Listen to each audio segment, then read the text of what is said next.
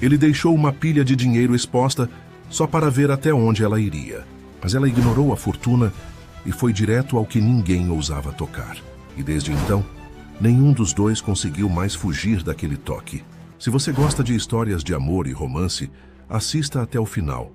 Se inscreva nesse canal e deixe seu comentário dizendo de onde você escuta. No alto da Serra da Cantareira, isolada entre a mata densa e as brumas que sobem de São Paulo, ergue-se a Fazenda Santa Helena, uma propriedade ancestral onde o tempo parece ter estagnado junto com as memórias da família Mendonça.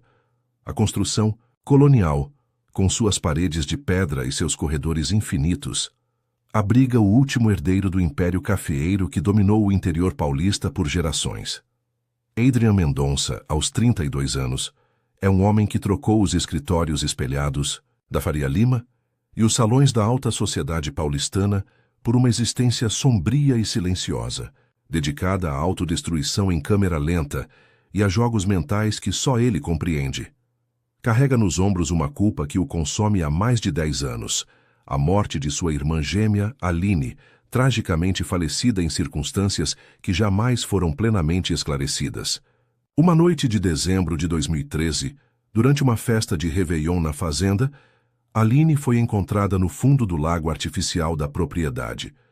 O laudo oficial falou em acidente, mas Adrian nunca conseguiu esquecer o que viu naquela noite. Nunca mais voltou a tocar piano, instrumento que dividia com a irmã desde a infância. Nunca mais permitiu que alguém entrasse no quarto dela, preservado exatamente como estava na noite da tragédia. E nunca mais tocou no relicário de cristal em que repousa o anel de formatura que Aline usava. Uma peça simples com a pedra já opaca, mas para ele sagrada. Intocável, como se contivesse a própria alma da casa. Desde então, Adrian alimenta uma teoria sombria que governa cada decisão de sua vida, de que todos são corrompíveis, que o amor é apenas um disfarce para interesse financeiro, que nenhuma virtude resiste à tentação do dinheiro que ele herdou. Para confirmar essa crença amarga, passou anos observando e testando funcionários, seduzindo mulheres da alta sociedade apenas para rejeitá-las no momento em que se declaravam, manipulando pessoas como peças de xadrez em seu tabuleiro particular de cinismo. Transformou a fazenda em um laboratório de comportamento humano, onde cada novo funcionário se torna um experimento inconsciente de sua desconfiança patológica. A propriedade, que já foi palco de saraus e festas memoráveis, agora ecoa apenas o som de seus passos solitários pelos corredores de mármore. Os empregados antigos foram dispensados um a um, substituídos por funcionários temporários de agências especializadas, pessoas sem vínculos emocionais, sem curiosidade sobre o passado da família, sem interesse em criar laços. Adrian prefere assim, relações funcionais transitórias, que ele pode interromper antes que qualquer sentimento genuíno ameace suas certezas sobre a natureza humana. Mas o destino, ou talvez a própria casa, parece conspirar contra suas convicções. Certo março de 2024, quando as primeiras chuvas de outono começam a açoitar as janelas da fazenda, a vida lhe envia uma peça que não se encaixa em nenhuma de suas lógicas calculadas. A Agência de Recursos Humanos, que fornece pessoal temporário para a propriedade, liga numa manhã cinzenta, informando que a governanta atual precisou se afastar por motivos médicos. No lugar dela, enviaram uma substituta para cobrir o período de ausência. Clara Santos, 23 anos, órfã, de pai desde os 5. Criada por uma avó doente numa cidadezinha esquecida no interior de Minas Gerais. Morena clara de estatura média, com olhos castanhos que parecem guardar mais segredos do que revelam, e um comportamento contido, quase monástico. Suas referências profissionais são impecáveis, mas seu histórico pessoal é curiosamente lacunar, como se sua vida tivesse começado apenas aos 18 anos, quando se mudou para São Paulo em busca de trabalho. Ela chega numa tarde chuvosa, dirigindo um Corsa branco surrado, com apenas 2 malas de roupa simples e uma nécessaire. Pequena.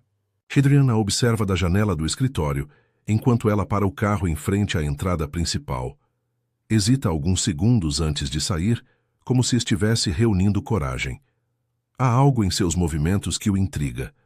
Ela não demonstra a intimidação típica de quem visita pela primeira vez uma propriedade daquele porte.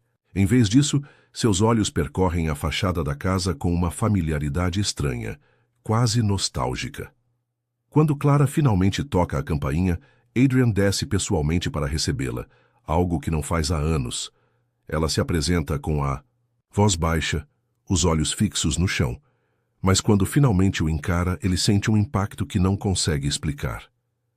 Há algo naquele rosto que desperta uma sensação de déjà-vu perturbadora, como se já a tivesse visto antes, em sonhos ou pesadelos que preferiu esquecer. Adrian decide, naquele mesmo instante, que ela será seu próximo experimento.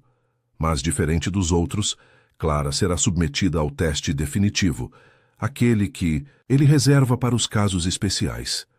Explica rapidamente as regras da casa, mostra os cômodos que ela terá autorização para limpar e a acompanha até o quarto de empregados nos fundos da propriedade. Durante o percurso, ele a estuda discretamente, procurando sinais reveladores de ganância, inveja ou falsidade. Mas Clara caminha ao seu lado em silêncio, com os olhos baixos, como se estivesse cumprindo uma penitência. Ao cair da noite, depois que ela já se instalou e começou suas atividades, Adrian põe em prática sua estratégia. Deixa, propositalmente, uma quantia considerável de dinheiro à mostra em seu escritório, R$ 20.000 em notas de 100, espalhados casualmente sobre a mesa, bem ao lado do relicário trancado que guarda o anel de Aline. Instala câmeras ocultas nos cantos da sala e se retira, aguardando o momento em que a natureza humana se revelará em sua forma mais crua. Durante 3 dias, Adrian monitora Clara através das câmeras instaladas em seu escritório. Ela entra pontualmente às 9 da manhã para fazer a limpeza, sempre com os mesmos movimentos econômicos e precisos. Passa o pano nos móveis sem pressa, arruma os livros com cuidado, limpa os vidros das janelas com uma dedicação quase reverente. Mas o dinheiro permanece intocado sobre a mesa. Ela passa ao lado das notas como se fossem parte da decoração, sem demonstrar qualquer interesse ou mesmo curiosidade. O que ela faz, porém, é algo completamente inesperado. No terceiro dia, Adrian a vê se aproximar do relicário de cristal onde repousa o anel de Aline. Clara para diante dele por alguns segundos e então, com uma delicadeza que beira o sagrado, toca o vidro empoeirado com a ponta dos dedos. Não, é um toque casual ou curioso. É um gesto de reconhecimento, quase como quem pede perdão a um morto. Ela fecha os olhos por um instante, sussurra algo inaudível e continua sua limpeza como se nada tivesse acontecido. Esse gesto, aparentemente inofensivo, detona algo violento dentro de Adrian. Memórias esquecidas explodem em sua mente como estilhaços. Aline aos 17 anos, polindo o próprio anel com a mesma delicadeza. Aline tocando as teclas do piano com aqueles mesmos dedos cautelosos. Aline sussurrando segredos em seu ouvido nas noites de insônia compartilhada. A dor petrificada há mais de 10 anos começa a rachar, liberando sensações que ele jurou nunca mais permitir. E ao fazer isso, Clara planta uma semente de obsessão que ele não consegue arrancar. Inquieto e profundamente perturbado, Adrian decide confrontá-la diretamente. Na manhã seguinte, a espera no escritório sentado em sua poltrona de couro, com o dinheiro ainda espalhado sobre a mesa. Quando Clara entra com seu balde e panos de limpeza, ele não se move. Apenas a observa em silêncio, como um predador estudando sua presa. Ela percebe sua presença imediatamente, mas não demonstra surpresa ou constrangimento. Apenas faz uma leve reverência com a cabeça e pergunta, com a voz baixa: "Quer que eu volte mais tarde, Dr. Adrian?" A formalidade na voz dela o irrita. Ele se levanta devagar, caminha até a mesa e pega uma das notas de R$ 100. "Você viu isso aqui?" pergunta, balançando o dinheiro diante dos olhos dela. Clara o encara pela primeira vez desde que chegou à fazenda. Seus olhos castanhos são calmos, quase indiferentes. "Vi, sim", responde ela. "E por que não pegou? Ninguém ia saber." Adrian espera ver sinais de nervosismo, indignação ou mentira. Mas Clara apenas dá de ombros e diz, porque não é meu. A simplicidade brutal da resposta o desarma completamente. Adrian tenta uma nova abordagem, mais agressiva. Você sabe quanto dinheiro tem nesta mesa? É mais do que você ganha em 2 anos. Clara o encara sem piscar. Eu sei contar, Dr. Adrian. Há algo em sua voz que não é submissão nem arrogância. É uma firmeza serena que ele nunca encontrou em ninguém. Adrian sente uma mistura estranha de frustração e fascínio. Ela não se encaixa em nenhum de seus padrões comportamentais. Mudando de estratégia, ele aponta para o relicário. E aquilo ali, você tocou nele ontem. Pela primeira vez, Clara demonstra uma reação genuína. Suas bochechas coram levemente e ela baixa os olhos. Peço desculpas. Não devia ter feito isso. A vulnerabilidade súbita na voz dela desperta algo perigoso em Adrian. Por que fez? Insiste ele, se aproximando mais. Clara hesita, como se estivesse pesando as palavras. Pareceu familiar, murmura finalmente. Como se eu já tivesse visto antes. A resposta atinge Adrian como um soco no estômago. Ele recua instintivamente, o coração disparado. Como ela pode ter visto o anel de Aline? Como pode conhecer algo que esteve trancado naquele relicário por mais de 10 anos? As suspeitas que ele vinha alimentando desde a chegada dela começam a tomar forma. Há algo muito errado com Clara Santos, algo que vai além de suas referências lacunares e seu comportamento enigmático. Naquela noite, Adrian não consegue dormir. Caminha pelos corredores da fazenda como um fantasma, repassando mentalmente cada palavra da conversa com Clara. Pela primeira vez em anos, entra no quarto de Aline. O ambiente permanece exatamente como ela deixou. A cama arrumada, os livros de medicina organizados na estante, as partituras espalhadas sobre o piano de cauda que dominava um canto do quarto. Adrian se aproxima do instrumento e toca uma tecla, ao acaso. O som ecoa pelo quarto silencioso como um lamento. É então que ele vê, sobre o piano, ao lado de uma partitura de Chopin, há uma fotografia que ele não lembrava de ter visto antes. Na imagem, Aline aparece ao lado de uma mulher mais velha, de cabelos castanhos e sorriso tímido. As duas estão em frente à casa principal da fazenda e a mulher segura nos braços uma criança pequena, de talvez 4 ou 5 anos. Uma menina de olhos grandes e cabelos cacheados que olha diretamente para a câmera, com uma expressão séria demais para sua idade. Adrian pega a fotografia com mãos trêmulas. No verso com a letra delicada de Aline, está escrito Helena, Mariana e Clara, dezembro 2005.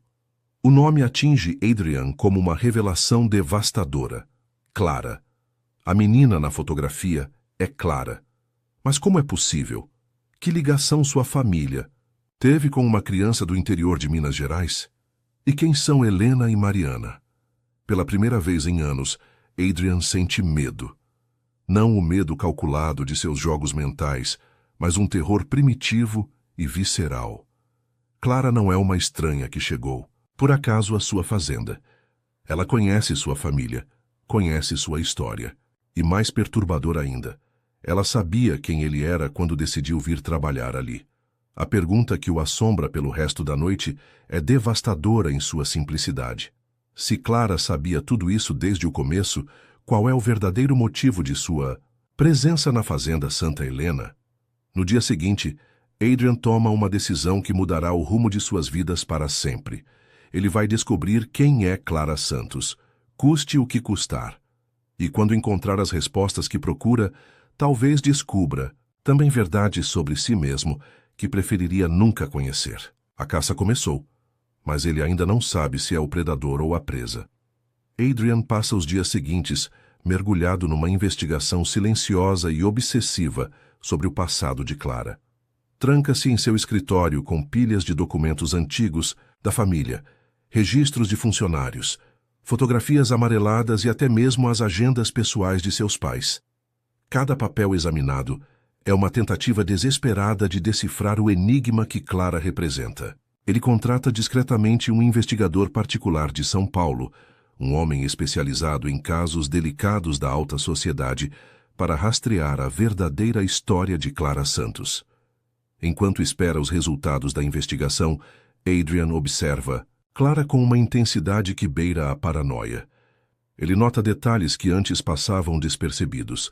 A maneira como ela caminha pelos corredores da fazenda, sem hesitação, como se conhecesse cada degrau e cada curva, o jeito como seus olhos se detêm em certas fotografias da família penduradas nas paredes, especialmente naquelas onde Aline aparece.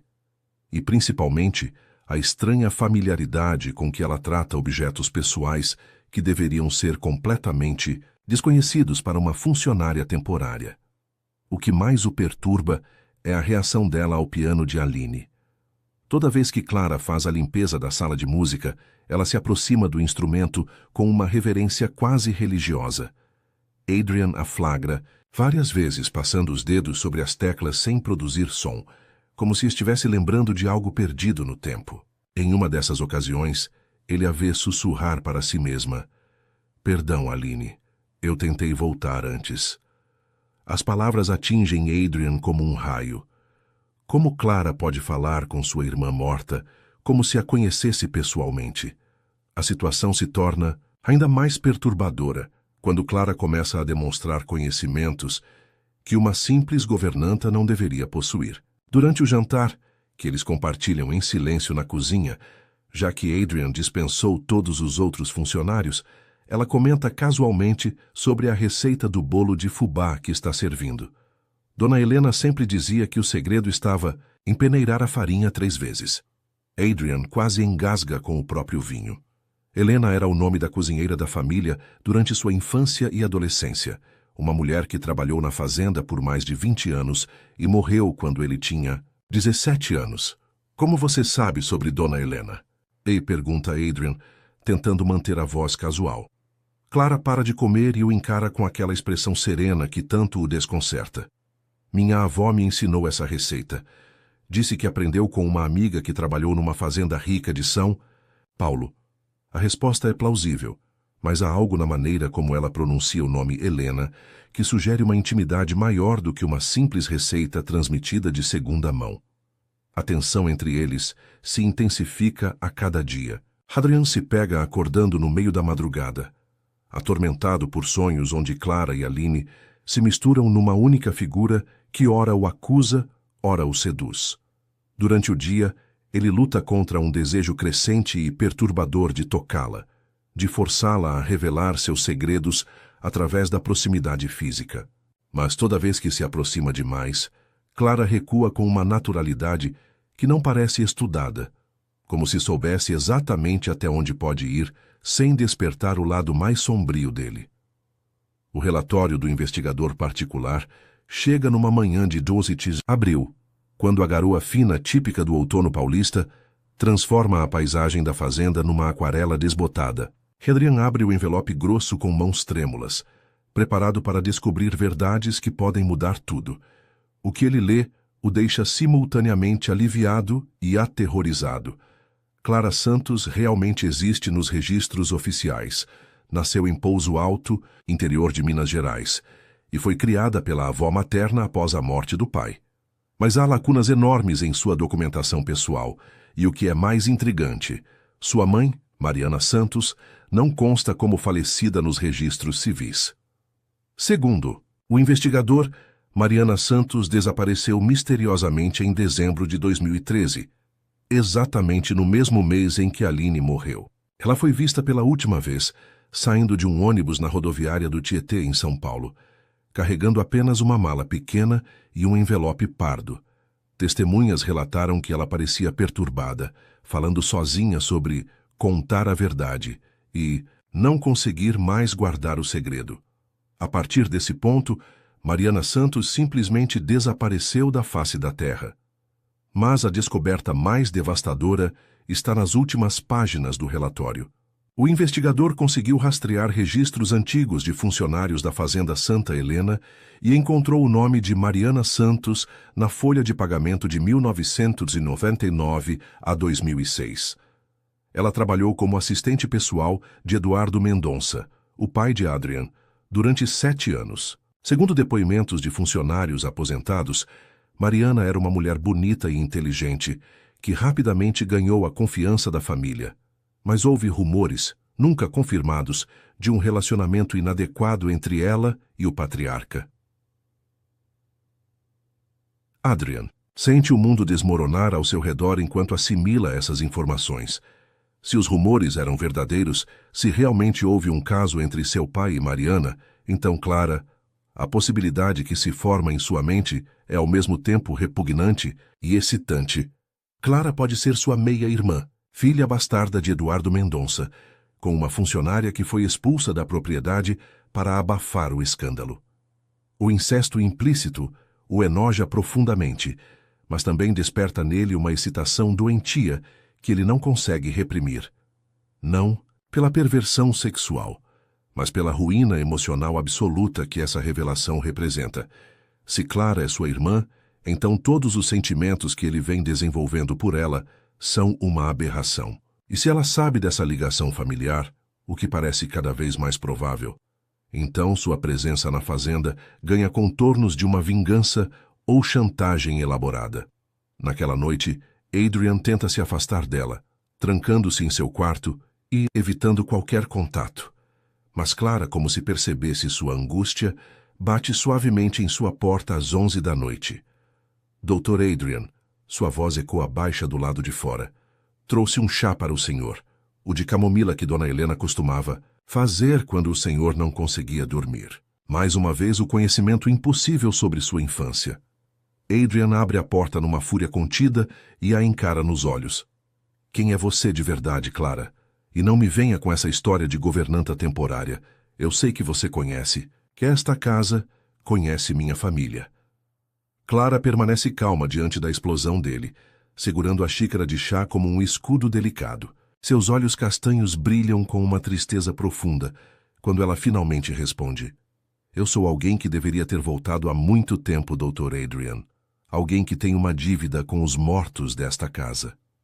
A confissão de Clara sobre ter uma dívida com os mortos da casa detona a última barreira de controle que Adrian mantinha sobre si mesmo. Ele arranca a xícara de chá das mãos dela e a quebra contra a parede do corredor.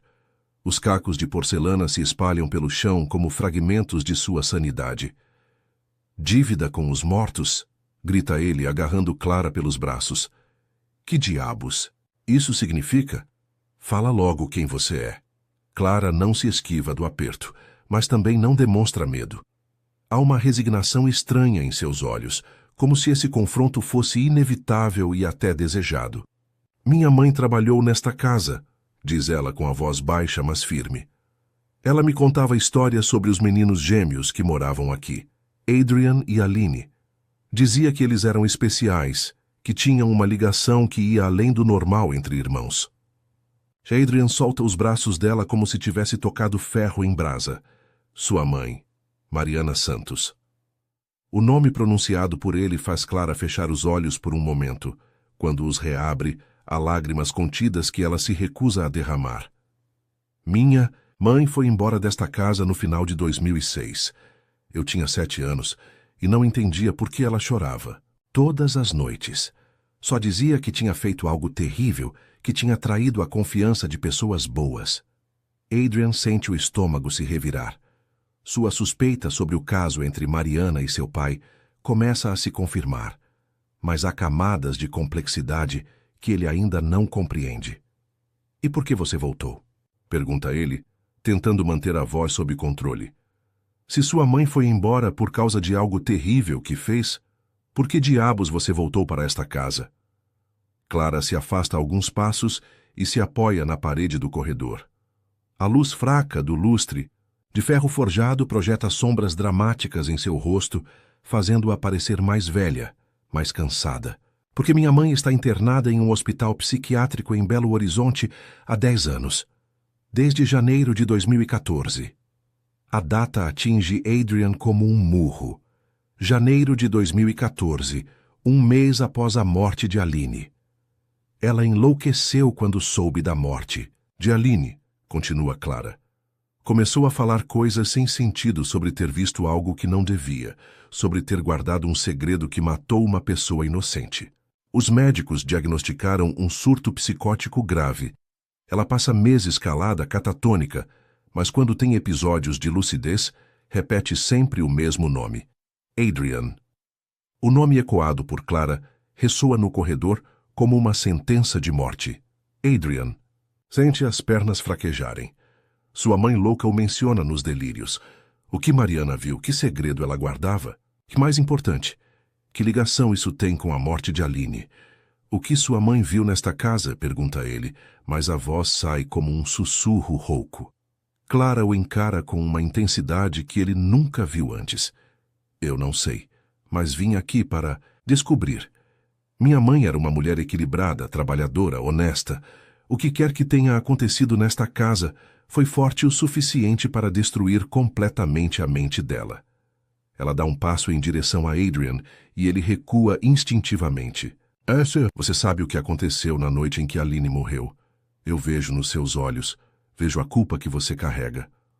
Adrian sente as paredes do corredor se fechando ao seu redor. A acusação nos olhos de Clara é um espelho cruel de sua própria consciência. Ele sempre soube que havia mais na morte de Aline do que o laudo oficial revelava. Sempre suspeitou que alguém mais estava presente naquela noite terrível.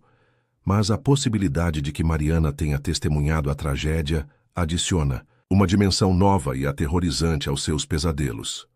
Você está louca como sua mãe, ele murmura tentando se afastar. Mas Clara o segue, implacável. Eu passei anos visitando minha mãe no hospital.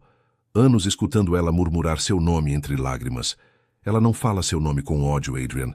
Ela fala com dor, como se estivesse sofrendo por você. A observação é devastadora porque ecoa algo que Adrian sempre sentiu, mas nunca admitiu.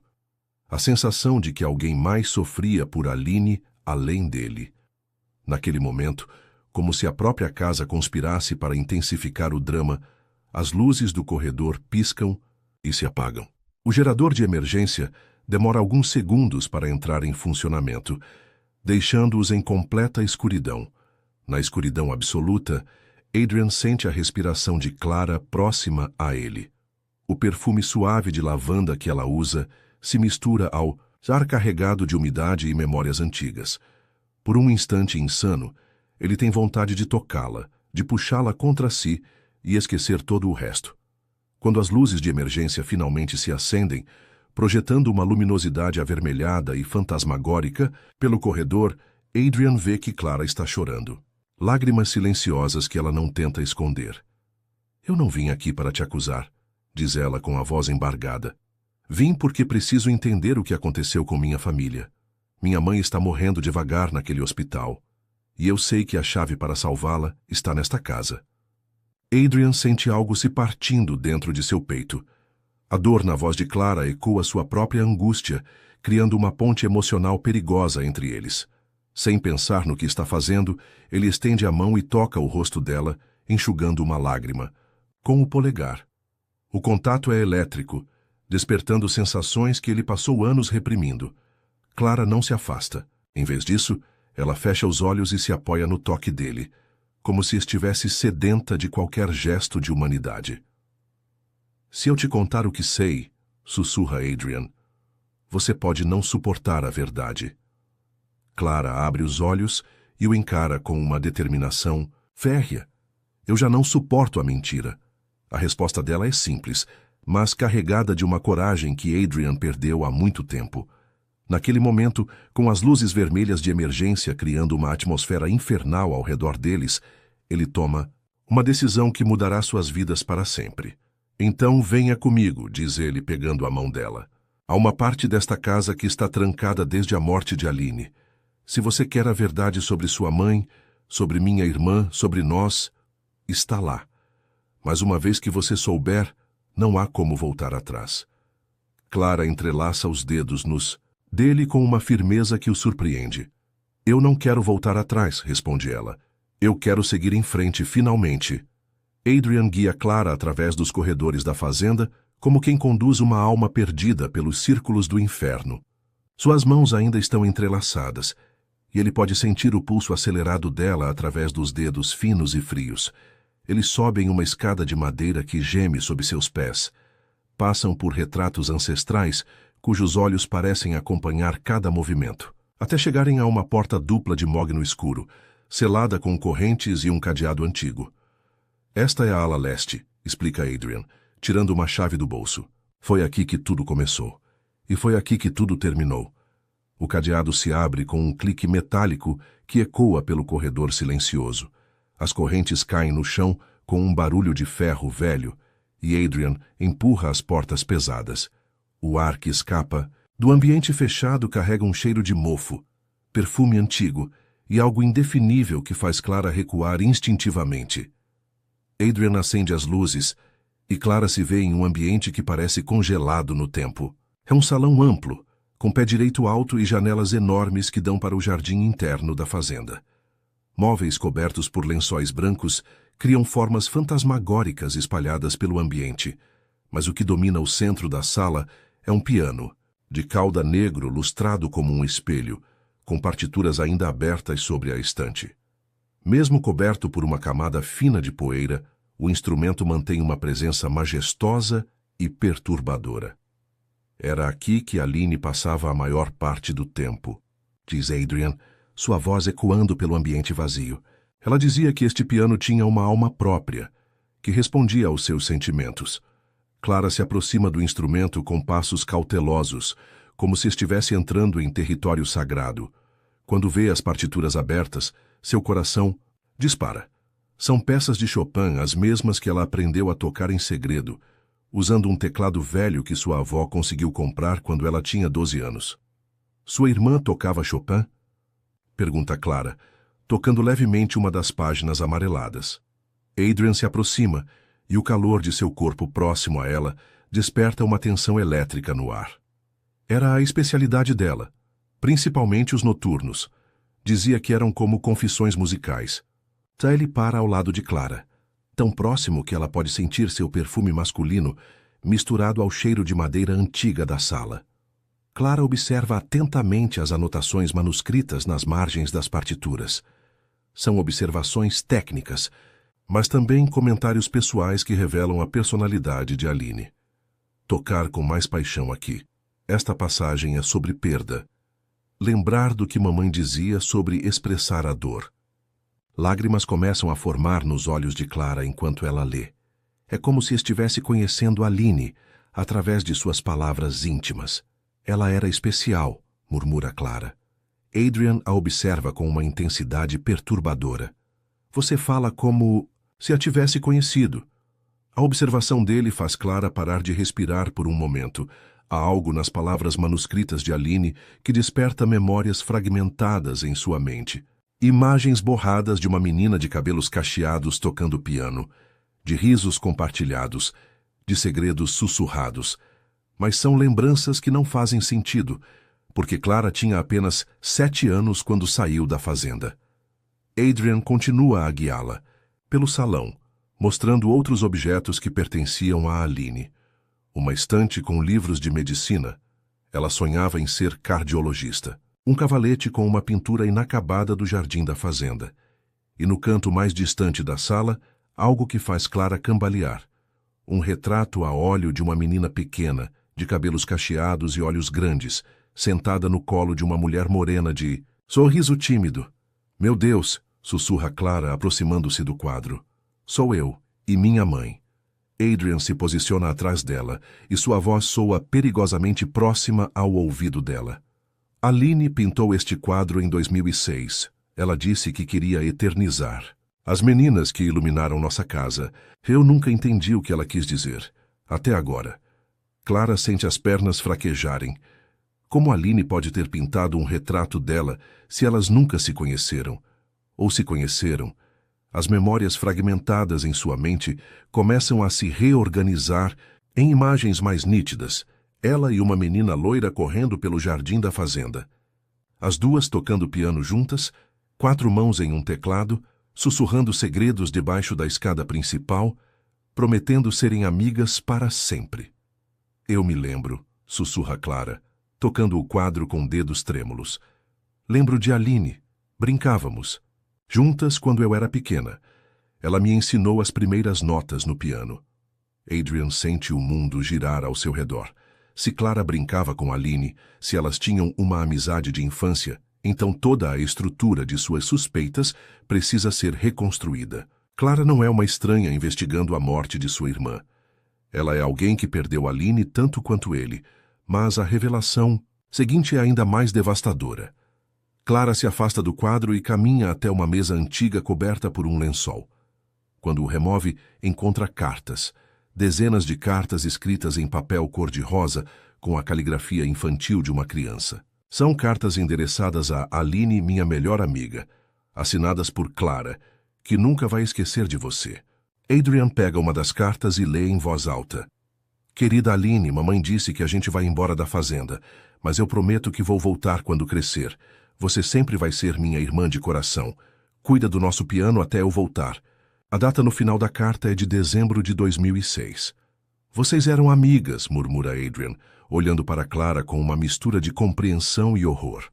Não eram irmãs de sangue, eram irmãs por escolha. Clara pega outra carta e suas mãos tremem, tanto que mal consegue segurá-la. Ela respondia às minhas cartas, sussurra.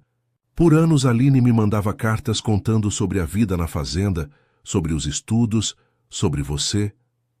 Adrian sente como se estivesse montando um quebra-cabeças macabro. As cartas pararam de chegar quando? Pergunta ele. Clara fecha os olhos, fazendo um esforço para lembrar. Em 2013. A última carta que recebi foi em novembro de 2013. Aline dizia que estava preocupada com algo, que havia descoberto um segredo terrível sobre a família. Dizia que precisava me contar pessoalmente, que talvez fosse perigoso escrever sobre isso. O silêncio que se segue é carregado de revelações devastadoras. Adrian compreende finalmente a ligação entre todas as peças do quebra-cabeças. Aline descobriu algo sobre o caso entre Eduardo e Mariana, algo tão grave que a fez entrar em contato com Clara. E Mariana, sabendo do perigo, veio a São Paulo para proteger a filha, ou para revelar a verdade. Mas chegou tarde demais. Aline marcou um encontro com sua mãe, diz Adrian, a voz saindo como um lamento. Na noite da festa de Réveillon, ela ia contar a Mariana o que havia descoberto. E eu... Ele não consegue terminar a frase, mas Clara compreende. Seus olhos se enchem de lágrimas enquanto ela sussurra. Você estava lá. Você viu o que aconteceu. Adrian se afasta dela, incapaz de suportar o peso do olhar acusador de Clara. Eu não sabia que sua mãe estava na fazenda, ele diz, a voz quebrada. Eu não sabia que Aline tinha marcado um encontro. Eu só queria impedi-la de fazer algo estúpido. Clara se aproxima dele, e pela primeira vez, Adrian vê nos olhos dela não apenas dor, mas também compaixão. O que você fez? Adrian? A pergunta de Clara ecoa pelo salão como um julgamento final. Adrian se afasta dela, caminhando até as janelas que dão para o jardim onde tudo aconteceu.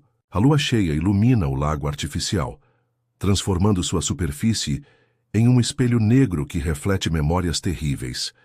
Ele apoia as mãos no parapeito da janela, os ombros tremendo com o peso de uma confissão que guardou por mais de 10 anos. Eu matei minha irmã.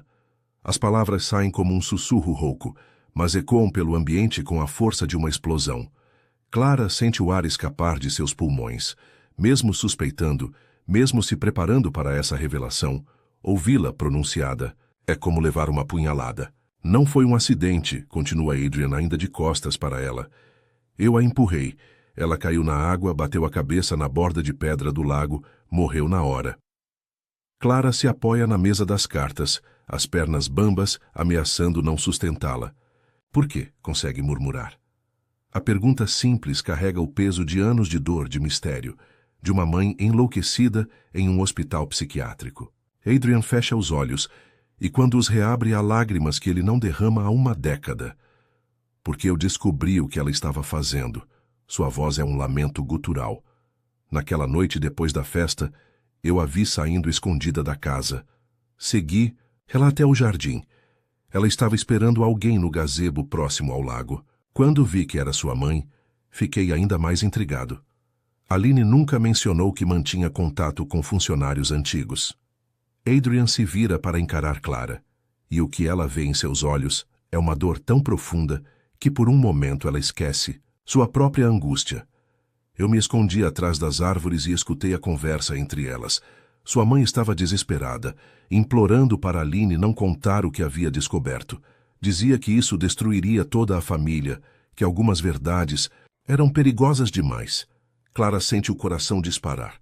Que verdade? Adrian passa as mãos pelos cabelos, desfazendo completamente o penteado sempre impecável. Aline descobriu que nosso pai não morreu de infarto como todos pensavam. Ela encontrou documentos médicos escondidos no escritório dele. Eduardo Mendonça foi envenenado, e o principal suspeito era alguém da própria casa. O choque da revelação deixa Clara momentaneamente muda. Assassinato. A palavra ressoa em sua mente como um sino fúnebre. Minha mãe? Consegue perguntar. Adrian balança a cabeça. Não diretamente, mas ela sabia quem foi. Ela viu e guardou o segredo durante anos, até Aline descobrir a verdade e procurá-la. Adrian se aproxima de Clara e ela pode ver que ele está revivendo aquela noite terrível com cada palavra. Sua mãe implorou para Aline esquecer o que havia descoberto. Disse que revelar a verdade não traria nosso pai de volta, mas destruiria pessoas inocentes. Aline se recusou.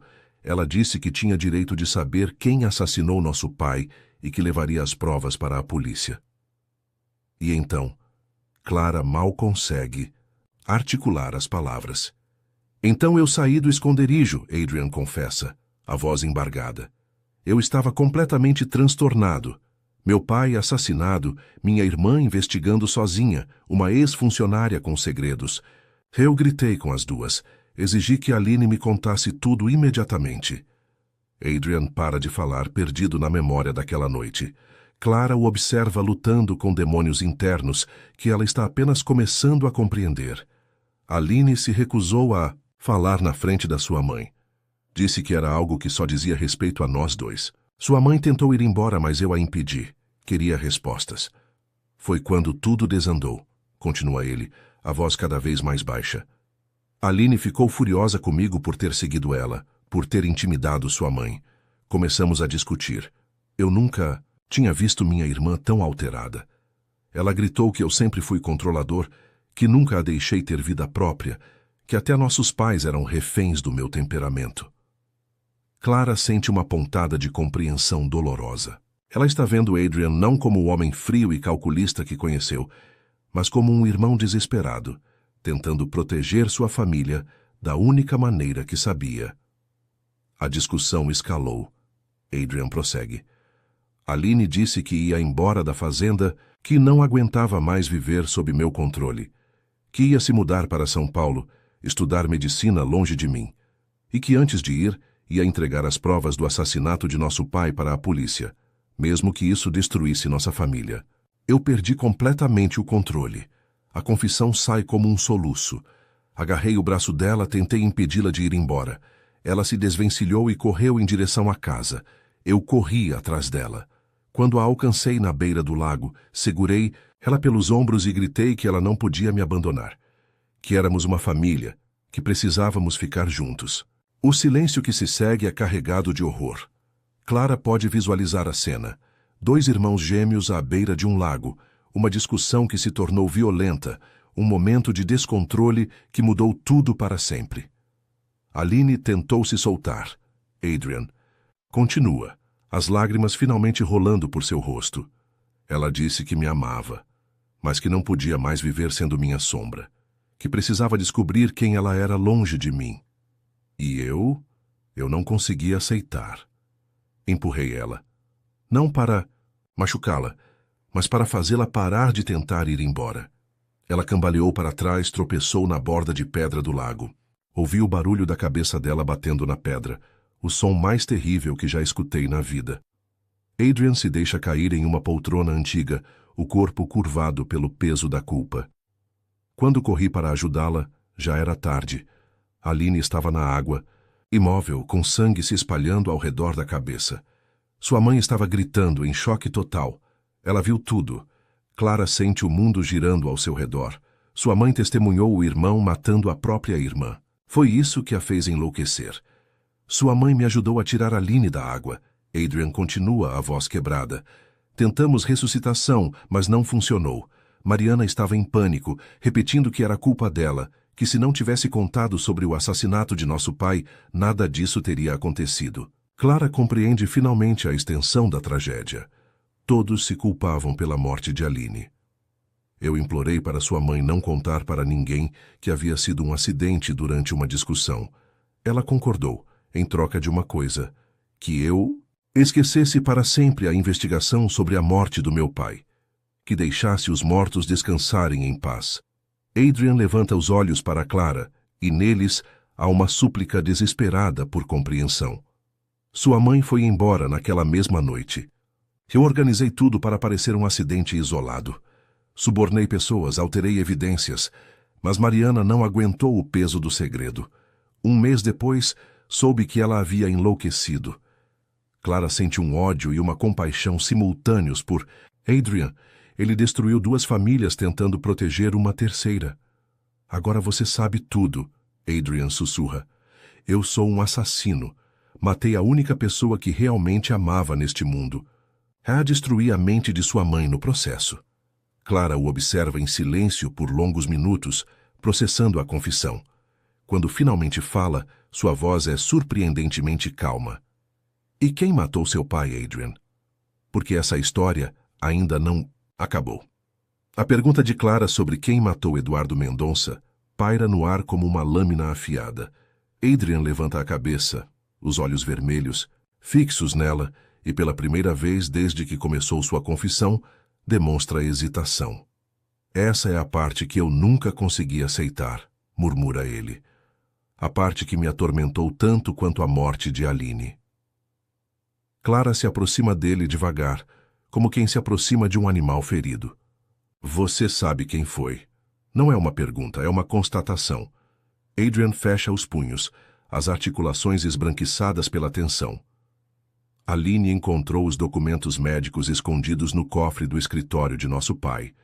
Exames toxicológicos, que nunca foram apresentados oficialmente, laudos alternativos que foram abafados. Eduardo foi envenenado com digitalina durante semanas. Digitalina, Clara franze a testa, é um remédio para o coração. Em doses controladas é um medicamento. Em doses elevadas causa os mesmos sintomas de um infarto fulminante. Adrian se levanta da poltrona e caminha até uma estante empoeirada, de onde retira uma caixa de madeira escura. Suas mãos tremem enquanto a abre, revelando documentos amarelados e fotografias antigas. Aline era estudante de medicina. Ela reconheceu os sinais quando encontrou esses papéis. Adrian entrega um laudo médico a Clara. Ela lê rapidamente, mas as palavras técnicas se embaralham diante de seus olhos. O que ela compreende é devastador. Eduardo Mendonça foi sistematicamente envenenado durante meses antes de morrer. Quem tinha acesso a ele diariamente? Pergunta ela, já temendo a resposta. Nossa mãe, Adrian sussurra. Helena Mendonça. Ela controlava a medicação dele, preparava suas refeições, cuidava de sua saúde. Tinha acesso total e irrestrito. O nome ecoa pelo salão como uma blasfêmia. Clara sente o estômago se revirar. A mãe dele assassinou o próprio marido. Por que Aline não levou isso diretamente para a polícia? Adrian pega uma fotografia da caixa. Na imagem, Helena Mendonça aparece sorridente ao lado de Eduardo e dos filhos gêmeos, uma família aparentemente perfeita. Porque nossa mãe morreu 6 meses depois de nosso pai. Câncer de pâncreas fulminante. Aline achou que não havia sentido em destruir a memória de uma mulher que já havia pagado o preço final. Clara observa a fotografia, tentando conciliar a imagem da mãe amorosa com a de uma assassina calculista.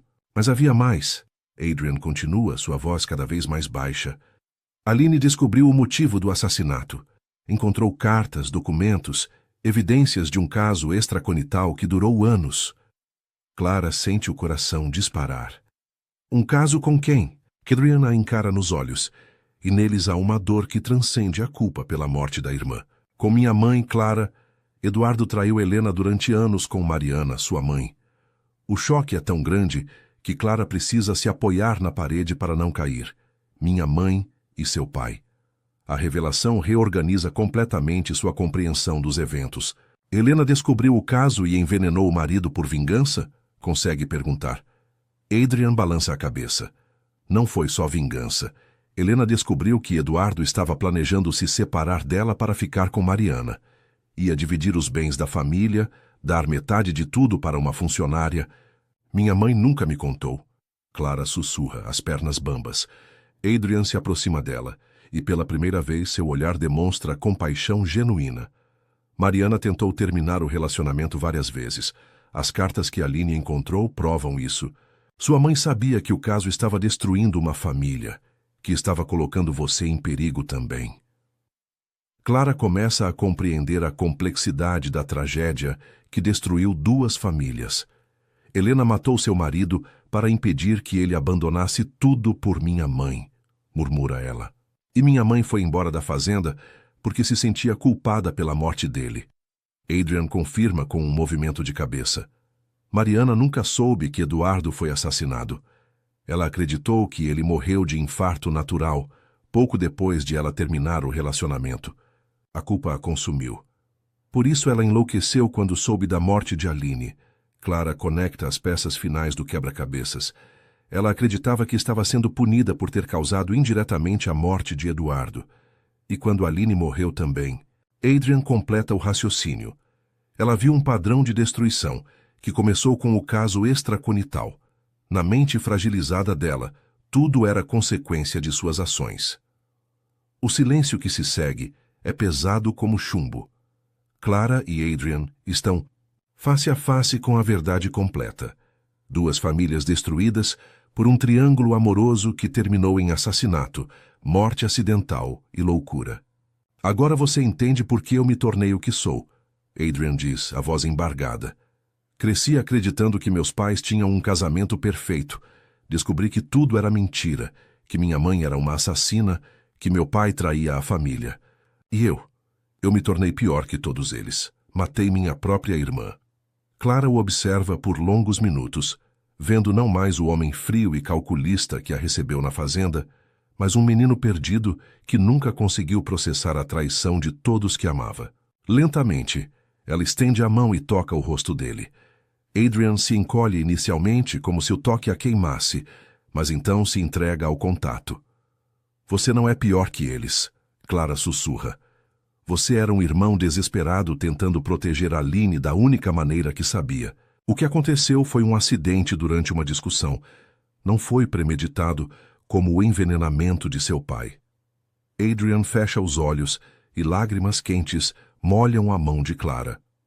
Isso não traz Aline de volta. Não devolve a sanidade à sua mãe. Não, Clara concorda. Mas talvez possamos honrar a memória delas de uma forma diferente. Adrian abre os olhos intrigado. O que você quer dizer? Clara pega uma das cartas que Aline escreveu para ela ainda criança. Aline queria ser médica para salvar vidas. Minha mãe me criou para ser forte e independente, mesmo depois de tudo que passou. Talvez possamos usar essa dor para algo construtivo. Adrian a observa com uma intensidade nova, como se estivesse vendo Clara pela primeira vez. Você não me odeia. A constatação sai como um sussurro de espanto. Você deveria me odiar. Eu destruí sua família. Clara balança a cabeça. Nossa família já estava destruída antes mesmo de nos conhecermos, mas talvez possamos construir algo novo sobre essas ruínas. O momento que se segue é carregado de uma tensão diferente. Não mais a tensão do medo ou da culpa, mas algo mais primitivo e perigoso. Adrian e Clara estão muito próximos, suas respirações se misturando no ar carregado de história e tragédia. Eles são os únicos sobreviventes de uma guerra que começou antes de nasceram, unidos pela dor e pela compreensão mútua de perdas irreparáveis. Clara, Adrian sussurra seu nome como uma oração. Se ficarmos juntos vai ser sobre essa base, sobre morte, culpa, segredos. Não há nada romântico ou puro nisso. Clara o encara nos olhos, e neles ele vê uma determinação que reconhece como similar à sua própria. Eu não vim aqui procurando um conto de fadas, Adrian. Vim procurando a verdade. E agora que a encontrei, não vou fugir dela, ou de você. As palavras de Clara ecoam pelo salão como uma promessa e uma ameaça simultâneas. Adrian a observa, com uma mistura de desejo e terror, como se ela fosse simultaneamente sua salvação e sua condenação. O ar entre eles está carregado de uma eletricidade perigosa, construída sobre camadas de dor, verdade e uma atração que desafia todas as regras morais que ambos conhecem. Você não entende o que está dizendo, Adrian murmura, mas sua voz carece de convicção. Ele se aproxima mais de Clara, e ela pode ver que ele está lutando contra impulsos que vão além da razão. Eu sou um homem destruído, Clara. Carrego a morte de minha irmã nas mãos, a loucura de sua mãe na consciência. Não tenho nada bom para oferecer a você. Clara não recua. Em vez disso, ela dá um passo em direção a ele, eliminando o último espaço entre eles. Eu também carrego mortes, Adrian. Minha mãe está morrendo lentamente naquele hospital por causa de segredos que guardou para proteger pessoas que nem existem mais. Minha infância morreu quando ela enlouqueceu. Minha inocência morreu quando descobri que nossa amizade com Aline estava construída sobre mentiras e traições familiares. Adrian sente o perfume de lavanda dela, misturado agora com o cheiro de lágrimas salgadas e poeira antiga. Há algo devastadoramente belo na maneira como Clara aceita a destruição de suas vidas como um fato consumado, sem autopiedade ou dramalhão. Se vamos nos destruir, que seja juntos, ela sussurra, tocando o peito dele sobre o coração. Se vamos carregar culpa, que seja compartilhada. O toque dela desperta algo feroz em Adrian. Ele agarra os pulsos de Clara, não com violência, mas com uma urgência desesperada. Isso não é amor, Clara. É obsessão nascida da tragédia.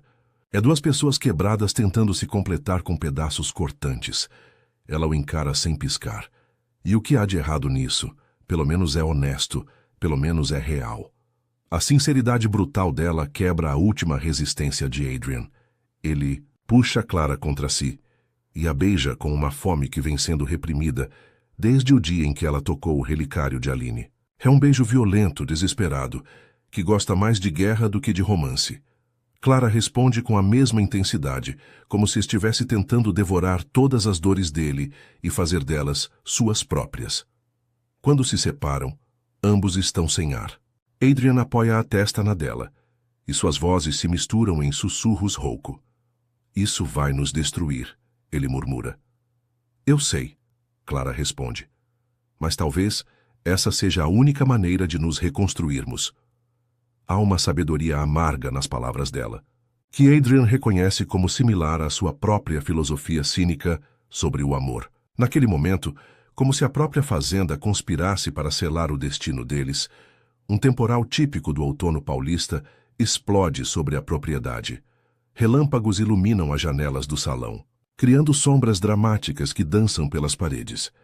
O barulho da chuva forte no telhado abafa qualquer som do mundo exterior, isolando-os completamente em sua bolha de verdades devastadoras e desejos proibidos. Quer saber de uma coisa? Clara diz, se afastando ligeiramente para olhá-lo nos olhos. Aline escreveu sobre você em suas últimas cartas para mim. Dizia que você tinha medo de viver porque tinha medo de perder, que você controlava tudo ao seu redor porque era a única maneira que encontrou de se sentir seguro. Adrian sente como se ela estivesse lendo sua alma através das palavras de sua irmã morta. Ela disse mais alguma coisa? Pergunta ele, a voz embargada. Clara sorri com uma tristeza que parte o coração. Disse que você era a pessoa mais leal do mundo, mas que sua lealdade se transformou em prisão para vocês dois, que ela precisava se libertar de você para poder te amar de verdade. As palavras de Aline, filtradas através de Clara, atingem Adrian como uma absolvição que ele nunca soube que precisava. Eu nunca soube como deixá-la ir, Adrian confessa. Desde que nascemos éramos uma unidade, Adrian e Aline, como se fôssemos uma pessoa só. Quando ela começou a se tornar independente, quando quis ter sua própria vida, seus próprios segredos, eu entrei em pânico. Clara toca o rosto dele com uma delicadeza que contrasta com a brutalidade emocional do momento. E agora? Ela pergunta. Agora você consegue me deixar ir embora se eu quiser? A pergunta é um teste, e ambos sabem disso. Adrian a observa por longos segundos, pesando suas palavras. Eu posso tentar. Ele responde finalmente. Mas não vai ser fácil. Eu já estou obcecado por você, Clara. Já estou viciado na maneira como você não tem medo de mim. Clara sorri, e pela primeira vez desde que chegou à fazenda, é um sorriso verdadeiramente feliz. Então vamos fazer um acordo, ela propõe. Vamos tentar construir algo real entre nós, mas sem prisões. Sem controle. Se um dia eu quiser ir embora, você me deixa. Se um dia você quiser que eu vá embora, eu vou. Adrian sente um arrepio de medo puro. A proposta dela vai contra todos os seus instintos de controle e posse. E se eu não conseguir? Ele pergunta honestamente. E se meus demônios forem mais fortes que minha vontade de mudança? Clara se aproxima dele novamente, e desta vez é ela quem o beija. É um beijo mais suave que o anterior, mas carregado de promessas perigosas. Então eu vou te ensinar. Ela sussurra contra os lábios dele. Vou te ensinar que amar é diferente de possuir. Adrian sente algo se movendo em seu peito. Algo que ele não sentia há mais de 10 anos. Não é exatamente esperança. É algo mais complexo e aterrorizante. É a possibilidade de redenção através da própria pessoa que deveria odiá-lo. Mas no mundo. Por que você não me odeia, Clara? Pergunta ele novamente, mas desta vez não é retórica. Ele realmente precisa entender. Porque o ódio é apenas amor ferido, ela responde.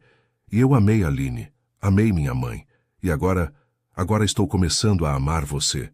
Não o homem que você se tornou para se proteger da dor, mas o menino que perdeu a irmã gêmea e nunca aprendeu a lidar com a perda. A resposta dela é devastadoramente simples e profunda. Eles passam o resto da noite no salão proibido, entre as memórias de Aline e os fantasmas de suas famílias destruídas. Falam sobre planos impossíveis, sobre transformar a fazenda em um centro de reabilitação para pessoas com traumas familiares, sobre usar a fortuna dos Mendonça para ajudar famílias como a de Clara, sobre honrar a memória de Aline através de ações construtivas em vez de autodestruição. São planos nascidos da dor e da culpa, mas também da esperança de que duas pessoas quebradas podem se curar mutuamente. Quando o sol finalmente nasce sobre a Serra da Cantareira, Adrian e Clara estão dormindo abraçados no sofá antigo, rodeados por cartas de amor de duas crianças que nunca imaginaram que seus destinos estariam tão tragicamente entrelaçados. É o primeiro sono tranquilo que Adrian tem em 10 anos. Os meses que se seguem à noite da confissão transformam a fazenda Santa Helena de Mausoléu em lugar de renascimento. Clara não volta para seu quarto nos fundos da propriedade. Ela se muda para o quarto de hóspedes no andar principal, uma decisão simbólica que marca sua transição de funcionária temporária para companheira de Adrian em sua jornada de redenção. Mas a mudança não é simples nem romântica. É pontuada por pesadelos compartilhados, crises de pânico e momentos em que a culpa ameaça sufocá-los. Adrian descobre que amar Clara é diferente da obsessão doentia que sentia por Aline. Com sua irmã, o amor era possessivo, controlador, nascido do medo de abandono. Com Clara, o amor cresce através da vulnerabilidade compartilhada. Ela não permite que ele a controle, mas também não foge quando ele tem seus momentos mais sombrios. Em vez disso, ela segura sua mão enquanto ele revive a noite da morte de Aline, força-o a falar sobre seus medos em vez de reprimi-los. Mas Clara também tem seus próprios demônios para enfrentar. 3 vezes por semana, ela visita Mariana no hospital psiquiátrico em Belo Horizonte. Uma viagem de 5 horas que ela faz religiosamente. Adrian oferece para acompanhá-la na primeira vez, mas Clara recusa. Ela precisa me ver sozinha primeiro, explica. Precisa entender que eu sobrevivi, que estou bem antes de poder processar o resto. As visitas são devastadoras e esperançosas ao mesmo tempo. Mariana tem momentos de lucidez cada vez mais frequentes, especialmente depois que Clara começa a levar fotos da fazenda, cartas antigas de Aline, objetos que despertam memórias felizes em vez das traumáticas. Em uma dessas visitas, Mariana finalmente consegue formar frases completas. Minha menina cresceu. minha menina voltou para casa. É durante uma dessas viagens de volta de Belo Horizonte que Clara finalmente conta para Adrian sobre sua decisão mais difícil. Eu quero contar para minha mãe sobre nós, diz ela, olhando para a estrada que se desenrola diante deles. Sobre o que descobrimos sobre nossos planos para a fazenda, mas principalmente sobre como encontramos uma forma de amor que não destrói. Adrian sente o volante escorregando em suas mãos suadas. Você tem certeza? Isso pode fazê-la regredir. Clara balança a cabeça. Ou pode libertá-la completamente. Ela está presa em um loop de culpa sobre o passado. Talvez saber que algo bom nasceu de toda essa tragédia a ajude a se perdoar. A conversa com Mariana acontece em uma manhã de julho, quando o inverno paulista cobre os jardins do hospital com um manto de neblina. Clara segura a mão da mãe enquanto conta tudo. Sobre Adrian, sobre a verdade da morte de Aline, sobre os planos que eles têm para transformar a fazenda em um lugar de cura. Mariana escuta em silêncio, os olhos fixos no rosto da filha. Quando Clara termina, Mariana permanece calada por longos minutos. Então, com uma voz mais clara do que teve em anos, ela diz: Aline me aparece em sonhos às vezes. Ela sempre diz a mesma coisa, que o amor verdadeiro é aquele que cura feridas antigas, não o que cria feridas novas. Clara sente lágrimas rolando por seu rosto. Ela disse mais alguma coisa? Mariana sorri, e pela primeira vez em uma década, é um sorriso genuíno. Disse que tem orgulho de vocês dois. A partir desse dia, a recuperação de Mariana se acelera, drasticamente. Ela começa a participar das sessões de terapia com uma lucidez que impressiona os médicos. Fala sobre a culpa que carregou, sobre o caso com Eduardo, sobre ter testemunhado a morte de Aline, mas principalmente fala sobre o perdão, a si mesma e a todos os envolvidos na tragédia familiar. Enquanto isso, na fazenda, Adrian e Clara começam a colocar em prática seus planos de transformação.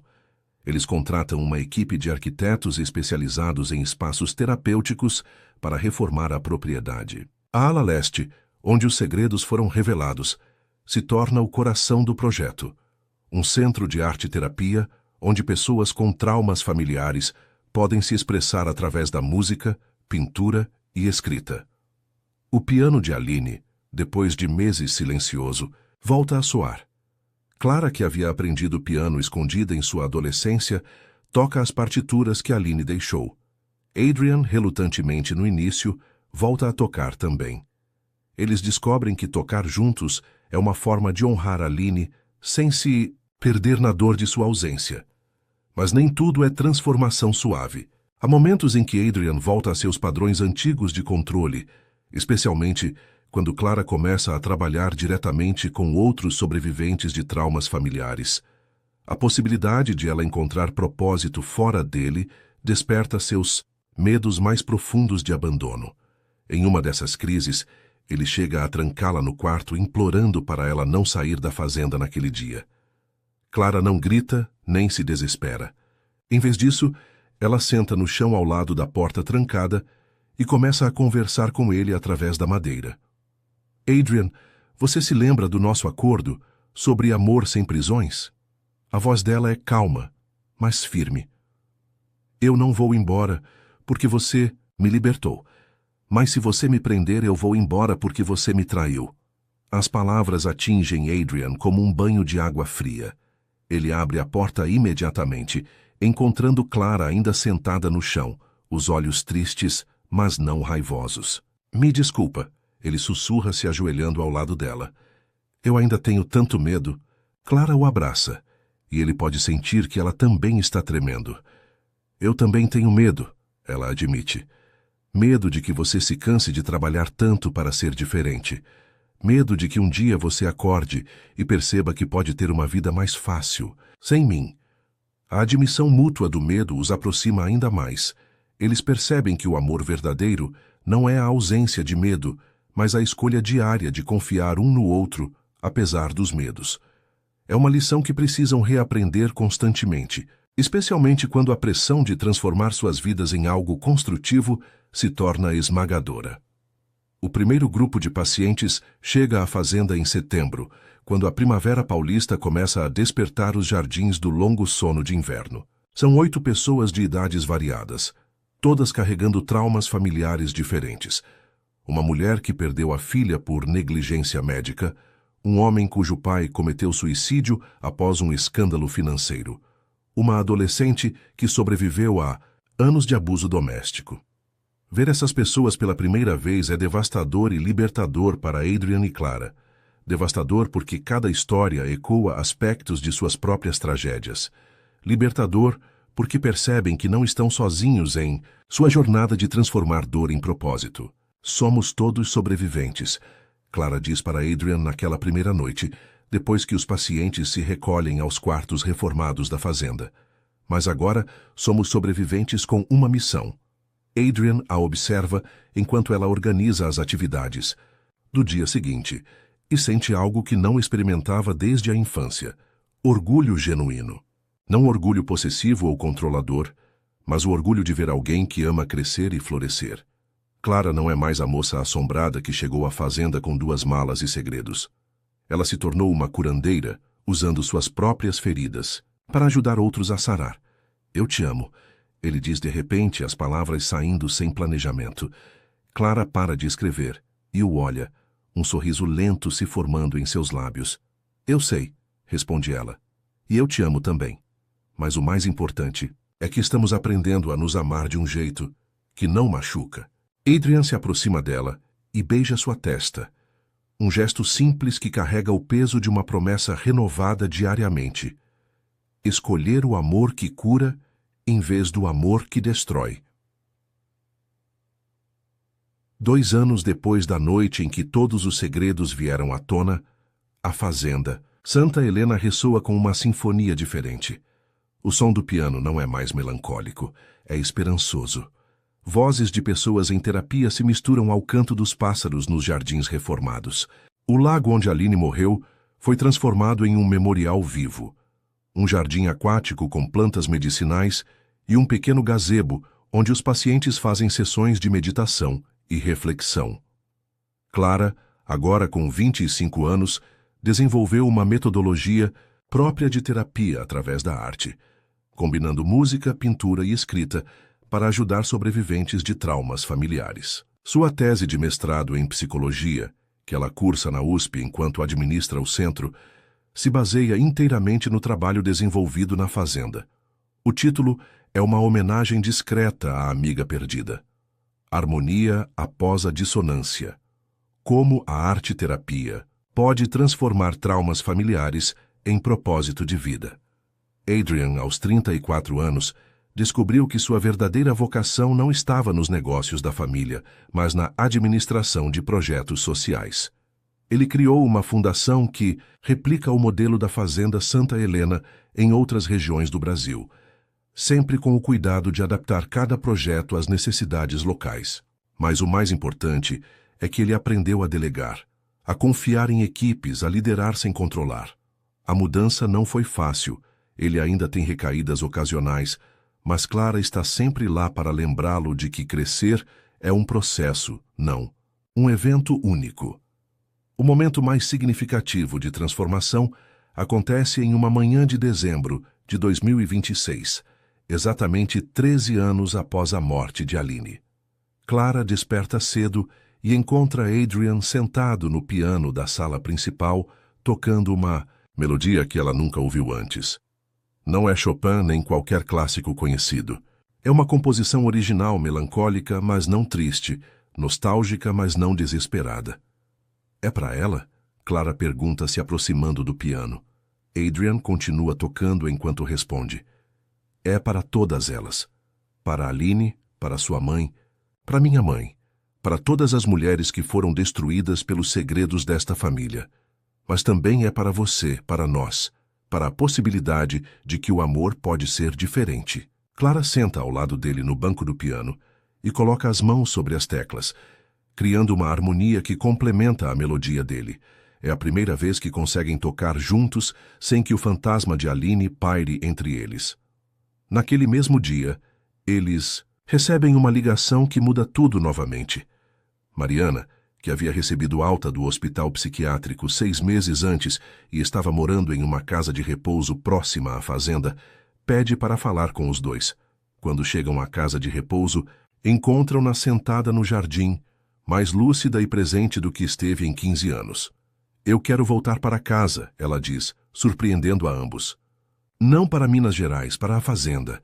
Quero trabalhar no centro de terapia. Clara sente o coração disparar. Mãe, você tem certeza? Aquele lugar tem muitas memórias dolorosas para você. Mariana sorri. E nesse sorriso há uma paz que Clara não via desde a infância. Por isso mesmo, minha filha, eu preciso transformar aquelas memórias em algo útil. Preciso ajudar outras pessoas a não cometerem os mesmos erros que eu cometi. A proposta de Mariana os força a confrontar um novo nível de cura. Adrian, inicialmente resistente à ideia, percebe que sua relutância vem do medo de que a presença dela desperte velhos padrões de comportamento. Mas Clara o ajuda a entender que fugir do passado não é a mesma coisa que superá-lo. Minha mãe é parte da nossa história, ela explica. Se queremos realmente construir um futuro livre de segredos, precisamos incluí-la nisso. A transição de Mariana de volta à fazenda é cuidadosamente planejada. Ela começa trabalhando apenas algumas horas por dia, ajudando na cozinha e nos jardins, mas logo demonstra um talento natural para conversar com os pacientes, especialmente com as mães que chegam carregando culpa por traumas que envolveram seus filhos. Sua própria experiência com a loucura e a recuperação se torna uma ferramenta poderosa de empatia e cura. O verdadeiro teste da nova dinâmica familiar acontece quando Mariana finalmente visita o memorial de Aline no jardim aquático. Clara e Adrian a acompanham, os três caminhando em silêncio até o gazebo construído no local exato onde Aline morreu. Mariana se ajoelha na beira da água e sussurra: "Me perdoa, menina. Me perdoa por não ter sido forte o suficiente para proteger você e sua família dos segredos que eu guardava." Adrian, que estava preparado para se descontrolar emocionalmente neste momento, surpreende a si mesmo, permanecendo calmo. "Ela te perdoou há muito tempo, Mariana", diz ele, usando o nome dela pela primeira vez em 15 anos. "E eu também te perdoo. Nós todos cometemos erros tentando proteger quem amávamos. A diferença é que agora sabemos como fazê-lo de forma mais saudável." O momento de perdão mútuo marca o início de uma nova fase para todos eles. Mariana se torna oficialmente parte da equipe terapêutica. Adrian finaliza seus estudos em gestão de ONGs e Clara defende sua tese com uma apresentação que emociona toda a banca examinadora. Mas o mais importante é que eles aprendem a ser uma família. Não uma família tradicional, mas uma família escolhida, construída sobre honestidade, perdão e propósito compartilhado. A pedida de casamento acontece de forma completamente anticlimática e perfeita ao mesmo tempo. É uma noite de abril de 2027 e eles estão deitados na grama do jardim, observando as estrelas depois de um dia particularmente desafiador com um paciente em crise. "Você quer casar comigo?" Adrian pergunta de repente, sem cerimônia ou romantismo exagerado. Não porque é o que se espera, não porque queremos filhos ou uma vida convencional, mas porque escolhemos construir algo juntos todos os dias, e eu quero oficializar essa escolha. Clara ri, uma risada genuína que ecoa pela noite estrelada. "Essa foi a pior e melhor proposta de casamento da história", responde ela. "E sim, eu quero casar com você, pelos mesmos motivos tortos e honestos que você acabou de dar." Eles se casam 3 meses depois, em uma cerimônia simples no gazebo do memorial, com Mariana como testemunha e os pacientes do centro como convidados. É uma celebração de amor construído sobre ruínas, de esperança nascida da tragédia. O epílogo de suas vidas acontece 5 anos depois, quando o centro terapêutico Aline Mendonça se torna referência nacional em tratamento de traumas familiares. Clara, agora doutora em psicologia e mãe de uma menina de 2 anos que carrega o nome da avó, Mariana Helena, publica um livro sobre metodologias de arte-terapia que se torna leitura obrigatória em universidades do país inteiro.